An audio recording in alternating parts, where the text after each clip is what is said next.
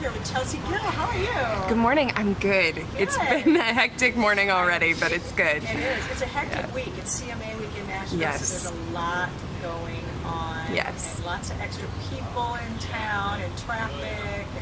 So it's all kinds of crazy stuff. But you've got some exciting things going on. You have a new video out. Yes, I do. It's for the single A Little Bit Crazy, and it is, man, it has been so fun, that video, and seeing how it's all played out. Well, I watched the video. So who's the lead guy in the video? The lead guy is a guy named Colin Cooper, and he actually, if you're a Nashville local person, he actually, him and his friend Austin made this video called We Are Nashville or something like that. It was a viral video.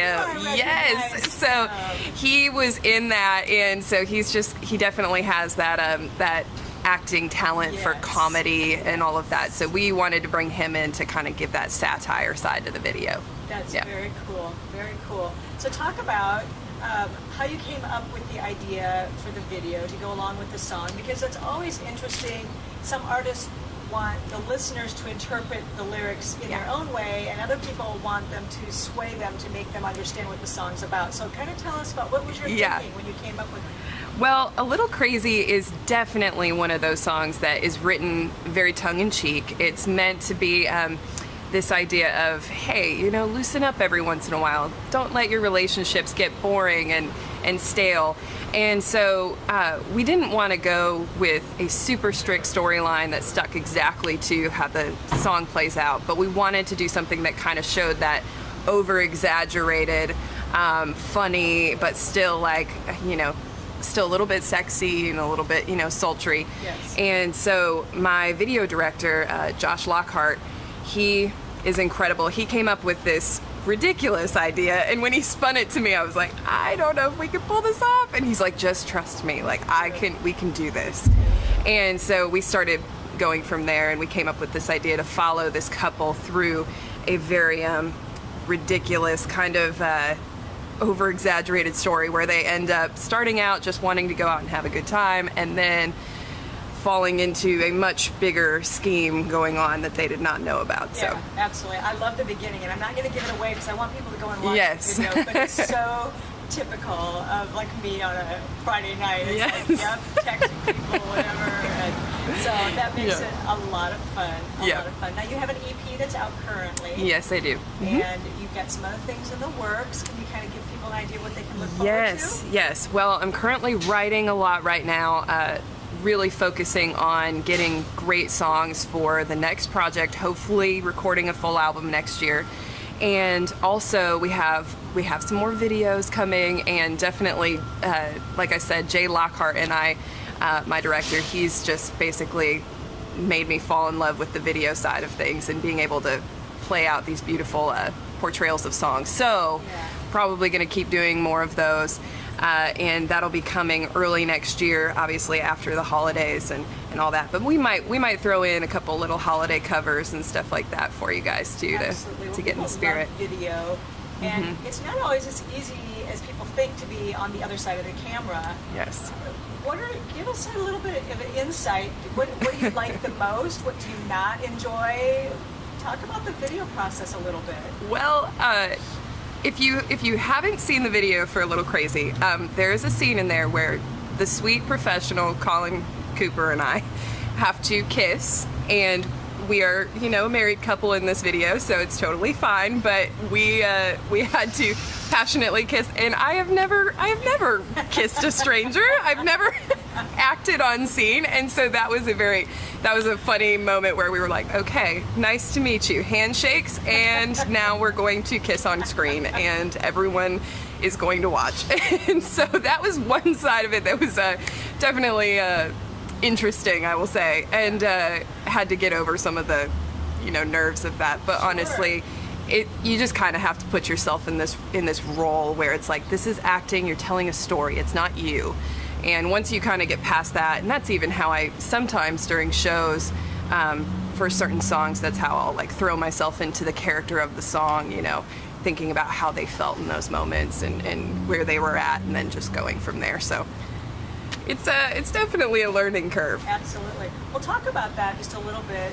When you choose songs that you're going to record, do you have to have a personal connection to those before you record them, or do you just like it because of the lyrics? What's kind of the main thing that you usually go for? Well, all of the songs that I have on this EP, and all the songs hopefully in the future, I at least was a co-writer on them. So definitely I always have a hand in the songwriting side of it, because that is something that's so close to my heart.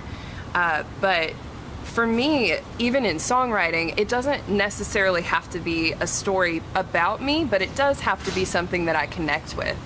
Like A Little Crazy isn't about me, but it's about some family of mine and people that I've watched in these marriages and these relationships that they've just let turn into, basically living with roommates. Yep.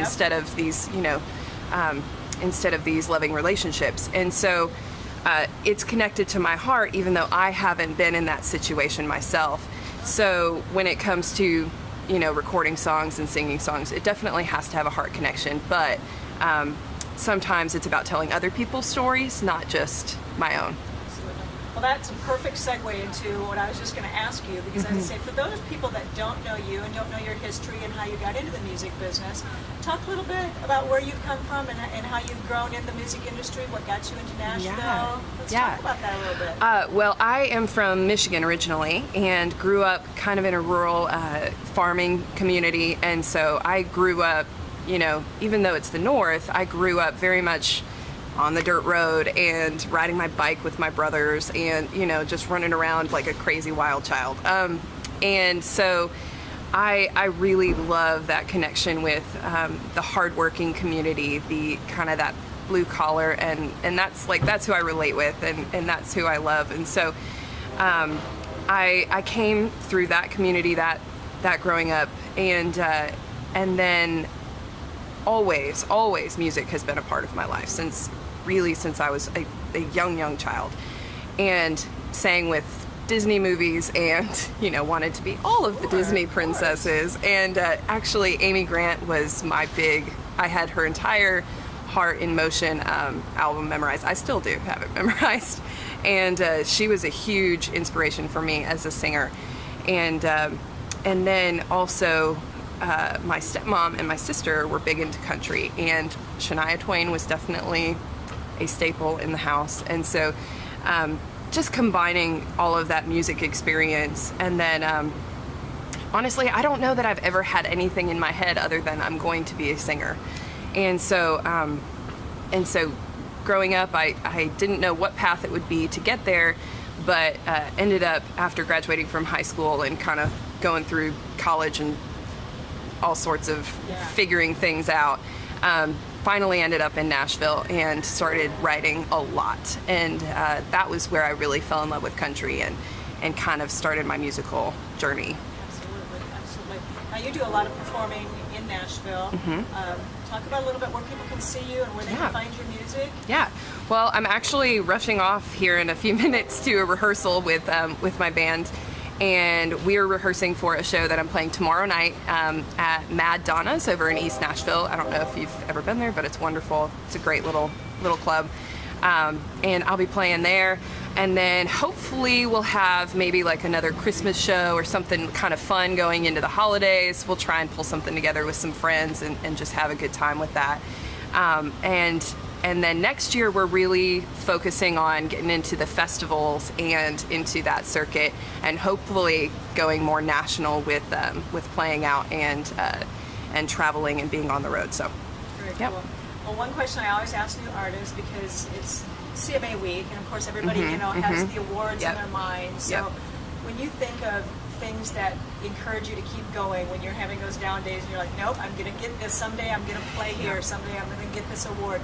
What are those things that dangle in front of you that keep you motivated and keep you going? Ooh, okay. Well, there are a few goals, a few bucket list items for me that I would love. Some of them have to do with CMA. Some of them have to do with where I would like to perform. I was just talking with a friend about really wanting to. I don't even care if I'm just opening. I would love to play at Red Rocks someday, and then also, I always think about, like, when it comes to the Grammys, like, I just, even if I'm just a songwriter, I would love to have something nominated in my lifetime. You know, those are kind of big bucket list dreams that are, you know, I don't know if they'll ever come true, but those are kind of things that really like stick out in my mind. But honestly, the biggest thing that keeps me going in those moments of massive discouragement, because there are lots of those moments, the things that keep me going really are realizing that for as many people that you're going to have that are the haters and that just don't really feel your music, don't like what you're doing necessarily, which is fine. For as many of those people as there are, even if there's one person that really connects with a song, or there's a line, or there's a moment where you're connecting, something that you've created has connected with their heart, that's a pretty incredible thing. It is. You know, It is. and as an artist, as a you know, creative person, if something I make, something that came from me and my heart can reach somebody at their heart level, that's just like, that's such a special thing, even if it's just one person. And I try to really like focus on that when I feel like I'm behind, or I'm not being heard, or my music isn't going anywhere. I'm like, well, I know there's at least like a couple people that connect. That's right. And that's okay. It only takes one. It Yep. really does. It really does. Well, it's always fun to talk with you. It's always fun to see you. I can't wait to hear more. If people Thank haven't you. seen the video, go watch the video. It's a great Yes. video. Yes. And we're looking forward to new stuff. And good luck with everything you got going on. Great. Thank you so much. Thank you. Yeah.